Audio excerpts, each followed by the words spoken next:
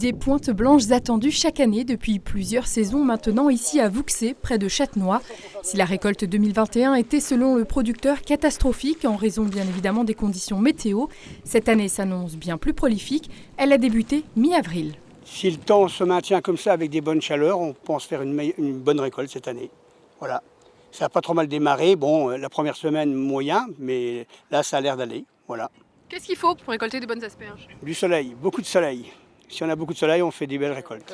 Un peu plus d'1,5 hectare pour faire pousser les asperges et une parcelle un peu plus grande sur le secteur de Bugnéville où les producteurs qui souhaitaient s'agrandir ont trouvé un terrain correspondant aux besoins de l'asperge, un sol sablonneux. Pour la récolte sur ce nouveau terrain, il faudra attendre 2023 et ce sera là encore de l'asperge blanche. La demande pour de la verte n'étant pas assez importante, mais qu'elle soit blanche ou verte, il faut la ramasser. Des saisonniers viennent renforcer les rangs. Ici, il y a 2 salariés. Depuis, il y a 2 filles, ça fait 6 ans qu'elles sont avec nous. Et les saisonniers, il y a tous les ans, entre 7 et 8 saisonniers tous les ans. Voilà.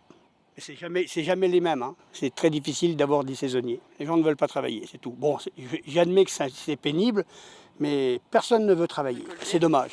Dommage. Il faut se servir de cet outil. Cet outil, c'est une gouge. On la fait glisser le long de la tige.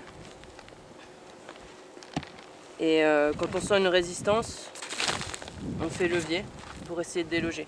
Céline est-elle salariée et transmet son savoir-faire aux nouveaux venus. Mais est-ce que le coup de main, ça prend vite? Cette année, oui. C'est pas toujours le cas. En général, je leur dis qu'il faut 15 jours pour savoir bien récolter. Donc à peu près 4-5 récoltes. Mais là, ils savent déjà bien. Là. Je regarde leur panier et il y a la longueur. Après la récolte et avant de se retrouver sur les étals, les asperges passent par une autre étape. Je suis avec une personne au tri qui me les envoie au début de la machine.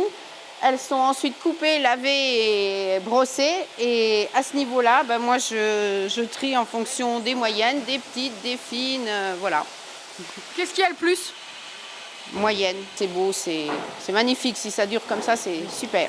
La récolte se fera jusqu'aux alentours du 10 juin. Si l'asperge blanche a trouvé sa clientèle et représente 40% du chiffre d'affaires, la fraise reste la production principale de l'exploitation. Les premiers fruits sous serre sont attendus d'ici 3 semaines.